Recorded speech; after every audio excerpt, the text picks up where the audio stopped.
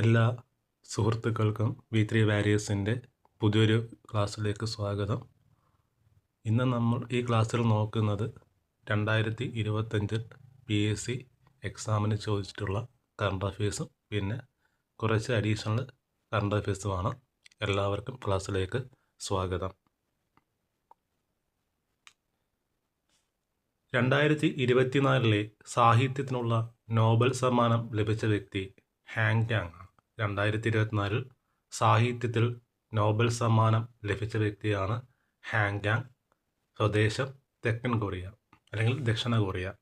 അപ്പോൾ 2024 സാഹിത്യത്തിനുള്ള നോബൽ സമ്മാനം ലഭിച്ച വ്യക്തി ഹാങ് കാങ്, സ്വദേശം തെക്കൻ കൊറിയ. EV രാമസ്വാമി നായ്ക്ക് സ്മാരകം സ്ഥിതി ചെയ്യുന്നത് എവിടെയാണ്? EV രാമസ്വാമി നായ്ക്ക് സ്മാരകം സ്ഥിതി ചെയ്യുന്നത് എവിടെയാണ്? വൈക്കമാണ്. EV രാമസ്വാമി നായ്ക്ക് സ്മാരകം സ്ഥിതി ചെയ്യുന്നത് വൈക്കത്താണ്. 2023 ഏത് വർഷമായിട്ടാണ് ആചരിച്ചത്? 2023 ഏത് വർഷമായിട്ടാണ് ആചരിച്ചത് എന്ന് ചോദിച്ചാൽ 2023 ചെറുധാന്യ വർഷമായിട്ടാണ് ആചരിച്ചത്. 2023 ചെറുധാന്യ വർഷമായിട്ടാണ് ആചരിച്ചത്. 2004 എന്തായിട്ട് ആചരിച്ചിട്ടുണ്ട്? നെല്ല് വർഷമായി ആചരിച്ചു. 2004 നെല്ല് വർഷമായിട്ട് ആചരിച്ചു. 2004 നെല്ല് വർഷമായിട്ട് ആചരിച്ചു. 2004 നെല്ല് വർഷമായിട്ട് ആചരിച്ചു. അങ്ങനെയാണെങ്കിൽ 2015 എന്തായിട്ടാണ് ആചരിച്ചത്? 2015 എന്തായിട്ടാണ് ആചരിച്ചത്? 2015 മണ്ണ് വർഷമായിട്ടാണ് ആചരിച്ചത്. 2015 മണ്ണ് വർഷമായിട്ടാണ് ആചരിച്ചത്. 2015 മണ്ണ് വർഷമായിട്ട് 2015 മണ്ണ് വർഷമായിട്ട് ആചരിച്ചു.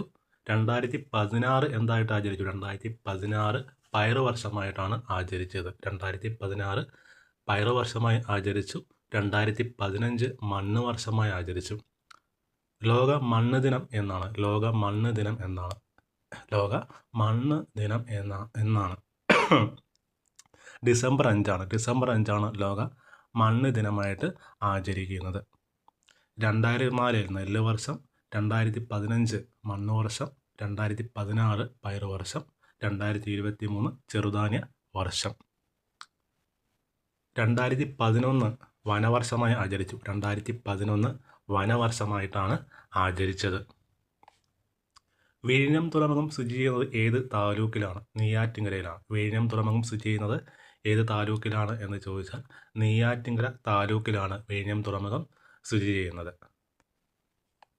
സർക്കാർ പൊതുജനാരോഗ്യ പദ്ധതിയായ കാരുണ്യ ആരോഗ്യ സുരക്ഷാ പദ്ധതി പ്രകാരം ദരിദ്രരും ദുർബലരുമായ കുടുംബങ്ങൾക്ക് ചികിത്സയ്ക്കായി പ്രതിവർഷം അനുവദിച്ചിട്ടുള്ള തുക 5 ലക്ഷം രൂപയാണ്. അപ്പോൾ കാരുണ്യ ആരോഗ്യ സുരക്ഷാ പദ്ധതി പ്രകാരം അനുവദിച്ച തുക എന്ന് ചോദിച്ചാൽ 5 ലക്ഷം രൂപയാണ് അനുവദിച്ചിരിക്കുന്നത്. സാമൂഹ്യ പരിഷ്കരണ പദ്ധതിയായ യോഗ്യശ്രീ അടുത്തിടെ നടപ്പാക്കിയ സംസ്ഥാനം ബംഗാളാണ്. സാമൂഹ്യ പരിഷ്കരണ പദ്ധതിയായ യോഗ്യശ്രീ അടുത്തിടെ നടപ്പാക്കിയ സംസ്ഥാനം പശ്ചിമ ബംഗാളാണ്. സാമൂഹ്യ പരിഷ്കരണ പദ്ധതിയായ യോഗ്യശ്രീ നടപ്പിലാക്കിയ സംസ്ഥാനം പശ്ചിമ ബംഗാൾ. ഇനി കുറച്ച് പുസ്തകങ്ങൾ നോക്കാം. ഒരു കപ്പൽ പഠന വകുപ്പിൻ്റെ പിറവിയും പ്രയാണവും എന്ന പുസ്തകം രചിച്ച വ്യക്തി ശിവപ്രസാദാണ്. ഒരു കപ്പൽ പഠന വകുപ്പിൻ്റെ പിറവിയും പ്രയാണവും എന്ന പുസ്തകം രചിച്ചത് ആരാണ്? ശിവപ്രസാദാണ്. ഒരു കപ്പൽ പഠന വകുപ്പിൻ്റെ പിറവിയും പ്രയാണവും എന്ന പുസ്തകം രചിച്ചത് ശിവപ്രസാദ്. ആ നദിയോട് പേര് ചോദിക്കരുത് എന്ന പുസ്തകം രചിച്ചത് ഷീല ടോമിയാണ്. ആ നദിയോട് പേര് ചോദിക്കരുത് എന്ന പുസ്തകം രചിച്ചത് ആരാണ്? ഷീല ടോമിയാണ്. ആ നദിയോട് പേര് ചോദിക്കരുത് എന്ന പുസ്തകം രചിച്ചത് ഷീല ടോമി. ഒരു കപ്പൽ പഠന വകുപ്പിൻ്റെ പിറവിയും പ്രയാണവും എന്ന പുസ്തകം രചിച്ചത് ശിവപ്രസാദാണ്. ഒരു കപ്പൽ പഠന വകുപ്പിൻ്റെ പിറവിയും പ്രയാണവും എന്ന പുസ്തകം രചിച്ചത് ശിവപ്രസാദ്. ആ നദിയോട് പേര് ചോദിക്കരുത് എന്ന പുസ്തകം രചിച്ചത് ഷീല ടോമി. അതിജീവനം എന്ന പുസ്തകം രചിച്ചത് വിശ്വാസ് മേത്തയാണ്. അതിജീവനം എന്ന പുസ്തകം രചിച്ചത് വിശ്വാസ് മേത്തയാണ്. അദ്ദേഹത്തിൻ്റെ ആത്മകഥാപരമായ ഒരു കൃതി കൂടിയാണ് അതിജീവനം. വിശ്വാസ് മേത്തയുടെ പുസ്തകമാണ് അതിജീവനം.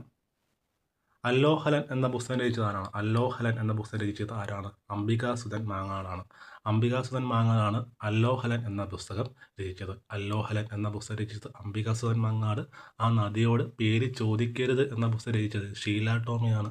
അതിജീവനം എന്ന പുസ്തകം രചിച്ചത് വിശ്വാസ് മേത്തയാണ്. അതുപോലെ തന്നെ ഒരു കപ്പൽ പഠന വകുപ്പിൻ്റെ പിറവിയും പ്രയാണവും എന്ന പുസ്തകം രചിച്ചത് ശിവപ്രസാദാണ്.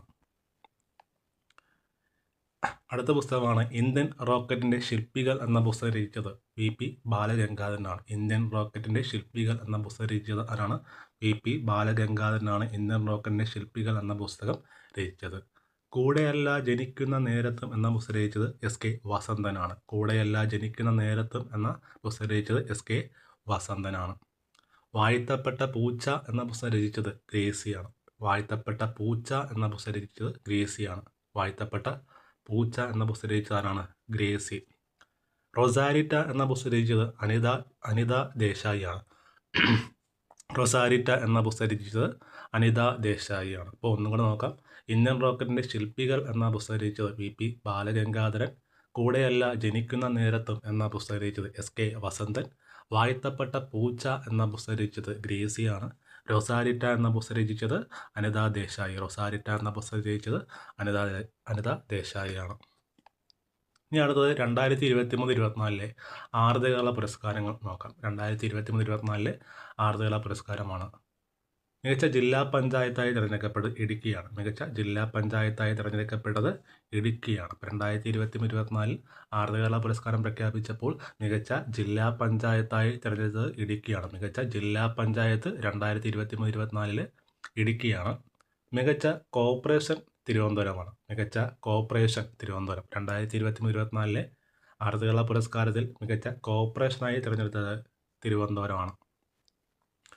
മികച്ച മുനിസിപ്പാലിറ്റിയായി തിരഞ്ഞെടുത്തത് ഗുരുവായൂരാണ്. മികച്ച മുനിസിപ്പാലിറ്റി ഗുരുവായൂരാണ്. 2023-24 ആർദ്രകേരള പുരസ്കാരം മികച്ച മുനിസിപ്പാലിറ്റി ഗുരുവായൂർ മുനിസിപ്പാലിറ്റിയാണ് മികച്ച മുനിസിപ്പാലിറ്റി. ബ്ലോക്ക് പഞ്ചായത്ത് പള്ളൂരുത്തിയാണ്. ബ്ലോക്ക് പഞ്ചായത്താണ് പള്ളൂരുത്തി. ഇപ്പോൾ 2023-24 ആർദ്രകേരള പുരസ്കാരം പ്രഖ്യാപിച്ചപ്പോൾ മികച്ച ജില്ലാ പഞ്ചായത്ത് ഇടുക്കിയാണ്. മികച്ച കോർപ്പറേഷൻ തിരുവനന്തപുരമാണ്. മികച്ച മുനിസിപ്പാലിറ്റി ഗുരുവായൂരാണ്. മികച്ച ബ്ലോക്ക് പഞ്ചായത്ത് പള്ളുരുത്തിയാണ്. അതുപോലെ 10 ലക്ഷം രൂപ വീതമാണ് ഒന്നാം സ്ഥാനം ലഭിക്കുന്നവർക്ക് കൊടുക്കുന്നത്. 10 ലക്ഷം രൂപയാണ് പുരസ്കാരത്തുക. ഇപ്പോൾ ആർദ്രകേരളത്തിൻ്റെ സമ്മാനത്തുക ഒന്നാം സ്ഥാനത്തിന് ലഭിക്കുന്നത് 10 ലക്ഷമാണ്. 10 ലക്ഷമാണ് സമ്മാനത്തുക എന്ന് പറയുന്നത്. ആർദ്രകേരളത്തിൻ്റെ ഒന്നാം സ്ഥാനക്കാർക്ക് ലഭിക്കുന്ന സമ്മാനത്തുക 10 ലക്ഷമാണ്. അതുപോലെ 2027 ഷാങ്ഹായ് കോർപ്പറേഷൻ ഓർഗനൈസേഷൻ്റെ വേദി പാകിസ്ഥാനാണ്. 2027 നടക്കാൻ പോകുന്ന ഷാങ്ഹായ് കോർപ്പറേഷൻ ഓർഗനൈസേഷൻ്റെ വേദി എന്ന് പറയുന്നത് പാകിസ്ഥാനാണ്. ഷാങ്ഹായ് കോർപ്പറേഷൻ രൂപം കൊണ്ടത് 1996-ലാണ്. ഷാങ്ഹായ് കോർപ്പറേഷൻ രൂപം കൊണ്ടത് 1996-ലാണ്. ആദ്യകാലത്തെ പേരെന്താണ് എന്ന് ചോദിച്ചാൽ ഷാങ്ഹായ് 5 എന്നാണ് അറിയപ്പെട്ടത്. അപ്പോൾ ഷാങ്ഹായ് കോർപ്പറേഷൻ ആദ്യകാലത്ത് അറിയപ്പെട്ടത് ഷാങ്ഹായ് 5 എന്നായിരുന്നു അറിയപ്പെട്ടത്. തുടക്കത്തിൽ 5 രാജ്യങ്ങളാണ് ഇതിൽ ഉണ്ടായിരുന്നത്. ഏതൊക്കെയാണ് ആ 5 രാജ്യങ്ങൾ? China, Russia, Kazakhstan, Kyrgyzstan, Tajikistan. 5 രാജ്യങ്ങളാണ്. ചൈനയുണ്ട്, റഷ്യയുണ്ട്, കസാക്കിസ്ഥാൻ, കിർഗിസ്ഥാൻ, താജിക്കിസ്ഥാൻ. അപ്പോൾ ഷാങ്ഹായ് 5 എന്നറിയപ്പെട്ടപ്പോൾ 5 രാജ്യങ്ങൾ ഉണ്ടായിരുന്നു. ഏതൊക്കെയാണ് 5 രാജ്യങ്ങൾ? China, Russia, Kazakhstan, Kyrgyzstan, Tajikistan. 2001-ലാണ് ഉസ്ബെക്കിസ്ഥാൻ ഷാങ്ഹായ് കോർപ്പറേഷൻ അംഗമാകുന്നു. 2001-ലാണ് ഉസ്ബെക്കിസ്ഥാൻ ഷാങ്ഹായ് കോർപ്പറേഷൻ അംഗമാകുന്നു. അതിനുശേഷമാണ് ഷാങ്ഹായ് 5 എന്ത് പേരിൽ അറിയപ്പെട്ടു തുടങ്ങിയത്? ഷാങ്ഹായ് കോർപ്പറേഷൻ അല്ലെങ്കിൽ സ്കോ എന്ന് അറിയപ്പെട്ട് തുടങ്ങിയത്. 2001-ലാണ് ഉസ്ബെക്കിസ്ഥാൻ അംഗമാകുന്നു. 2001 മുതലാണ് ഷാങ്ഹായ് 5 എന്ത് പേരിൽ അറിയപ്പെട്ട് തുടങ്ങിയത്? ഷാങ്ഹായ് കോർപ്പറേഷൻ ഓർഗനൈസേഷൻ എന്ന് അറിയപ്പെട്ട് തുടങ്ങിയത്. അതുപോലെ 2017-ലാണ് ഇന്ത്യയും പാകിസ്ഥാനും പൂർണ്ണമായും ഷാങ്ഹായ് കോർപ്പറേഷൻ ഓർഗനൈസേഷൻ അംഗമാകുന്നത്. ഇപ്പോൾ ഏത് വർഷമാണ് ഇന്ത്യയും പാകിസ്ഥാനും ഷാങ്ഹായ് കോർപ്പറേഷൻ അംഗമായത് എന്ന് ചോദിച്ചാൽ 2017-ലാണ്. അപ്പോൾ 2017-ലാണ് ഇന്ത്യയും പാകിസ്ഥാനും ഷാങ്ഹായ് കോർപ്പറേഷൻ ഓർഗനൈസേഷനിൽ അംഗമായത്. 2023 ഷാങ്ഹായ് കോർപ്പറേഷൻ അംഗമായ രാജ്യം ഇറാനാണ്. 2023 ഷാങ്ഹായ് കോർപ്പറേഷൻ ഓർഗനൈസേഷനിൽ അംഗമായ രാജ്യം ഇറാൻ. 2023 ഷാങ്ഹായ് ഓർഗനൈസേഷനിൽ അംഗമായ രാജ്യം ചോദിച്ചാൽ ഇറാനാണ്. അപ്പോൾ ഇറാൻ ഏത് വർഷമാണ് ഷാങ്ഹായ് കോർപ്പറേഷൻ ഓർഗനൈസേഷനിൽ അംഗമായത് എന്ന് ചോദിച്ചാൽ 2023-ലാണ്. 2024 ബെലാറസും ഷാങ്ഹായ് കോർപ്പറേഷൻ ഓർഗനൈസേഷനിൽ അംഗമായി. 2024 ബെലാറസും ഷാങ്ഹായ് കോർപ്പറേഷൻ ഓർഗനൈസേഷനിൽ അംഗമായി. 2024 ബെലാറസും ഷാങ്ഹായ് കോർപ്പറേഷൻ ഓർഗനൈസേഷനിൽ അംഗമായി. അപ്പോൾ ഒന്നുകൂടെ നോക്കാം. 1996 ഷാങ്ഹായ് 5 എന്ന പേരിൽ ഷാങ്ഹായ് കോർപ്പറേഷൻ ഓർഗനൈസേഷൻ രൂപം കൊള്ളുന്നത്. 5 രാജ്യങ്ങളുണ്ടായിരുന്നു. ഏതൊക്കെയാണ് 5 രാജ്യങ്ങളെന്ന് ചോദിച്ചാൽ China, Russia, Kazakhstan, Kyrgyzstan, Tajikistan. 2001 Uzbekistan ഇതിലേക്ക് അംഗമാകുന്നു. അങ്ങനെ ഷാങ്ഹായ് 5 എന്ത് പേരിൽ അറിയപ്പെട്ടു? ഷാങ്ഹായ് കോർപ്പറേഷൻ ഓർഗനൈസേഷൻ അല്ലെങ്കിൽ സ്കോ എന്ന പേരിൽ അറിയപ്പെട്ടു. 2017 ഇന്ത്യയും പാകിസ്ഥാനും എവിടെ അംഗമാകുന്നു? Shanghai corporation അംഗമാകുന്നത് 2017. 2023 ഇറാനും 2024 ബെലാറസും ഇതിൽ അംഗമായി.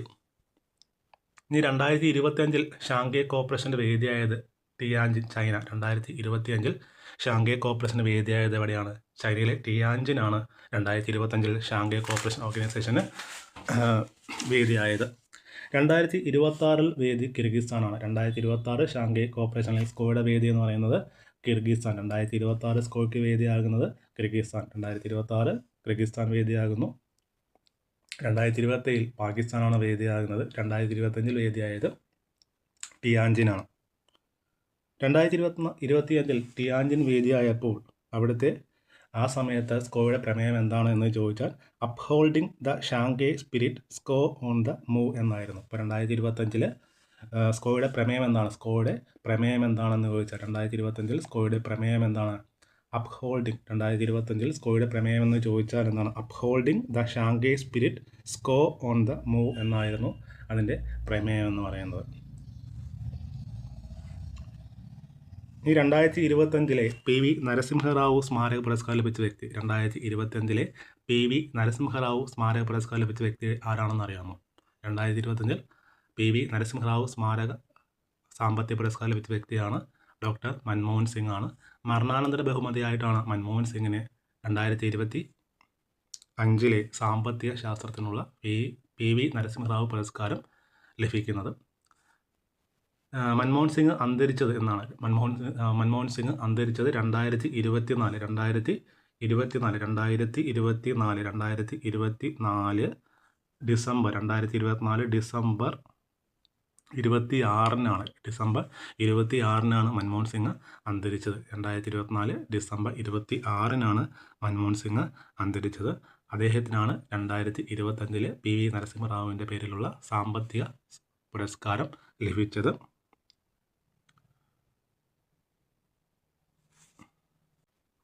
അടുത്ത ക്വസ്റ്റ്യനാണ് ചന്ദ്രയാൻ 5 ഇന്ത്യയുമായി സഹകരിക്കുന്ന രാജ്യം റഷ്യയാണ്. ചന്ദ്രയാൻ 5 ഇന്ത്യയുമായി സഹകരിക്കുന്ന രാജ്യം റഷ്യ. ചന്ദ്രയാൻ 5 ഇന്ത്യയുമായി സഹകരിക്കുന്ന രാജ്യമാണ് റഷ്യ. ജപ്പാനിലെ ചെറിയൊരു മിസ്റ്റേക്ക് ഉണ്ട്. ചന്ദ്രയാൻ 5 സഹകരിക്കുന്ന രാജ്യം ജപ്പാനാണ്. ചന്ദ്രയാൻ 5 സഹകരിക്കുന്ന രാജ്യം ജപ്പാനാണ്. ചന്ദ്രയാൻ 5 സഹകരിക്കുന്നത് ജപ്പാനാണ്. ചന്ദ്രയാൻ 5 ഇന്ത്യയുമായി സഹകരിക്കുന്ന രാജ്യം ജപ്പാനാണ്. ഇതുവരെ ക്ലാസ് കണ്ടുകൊണ്ടിരുന്ന എല്ലാവർക്കും നന്ദി. ക്ലാസ്സിൽ ഇഷ്ടപ്പെട്ടാൽ നിങ്ങളുടെ അഭിപ്രായങ്ങൾ രേഖപ്പെടുത്തുക, ലൈക്ക് ചെയ്യുക, കൂടുതൽ ആൾക്കാർക്ക് ഷെയർ ചെയ്ത് കൊടുക്കുക. അടുത്ത ക്ലാസ്സിൽ കാണുന്നവരെ നന്ദി, നമസ്കാരം.